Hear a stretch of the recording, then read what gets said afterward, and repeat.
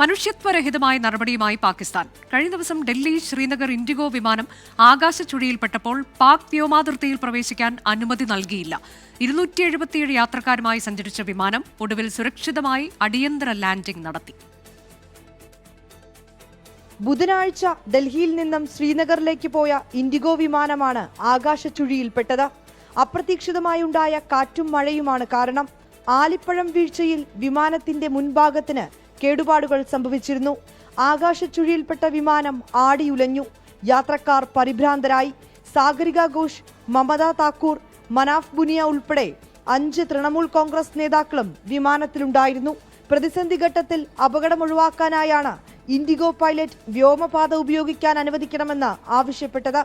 എന്നാൽ പൈലറ്റിന്റെ ആവശ്യം Lahore air traffic control തള്ളി. തുടർന്ന് നേരത്തെ നിശ്ചയിച്ചിരുന്ന പാതയിലൂടെ തന്നെ വിമാനം മുന്നോട്ട് പോയി. 6:30 വിമാനം സുരക്ഷിതമായി ലാൻഡ് ചെയ്തു. യാത്രക്കാരെയും ജീവനക്കാരെയും സുരക്ഷിതരായി പുറത്തേക്കെത്തിച്ചു. ഇന്ത്യ പാക് സംഘർഷത്തെ തുടർന്നാണ് വ്യോമപാതകളിൽ ഇരു രാജ്യങ്ങളും വിലക്കേർപ്പെടുത്തിയിരിക്കുന്നത്. 24 ഡൽഹി.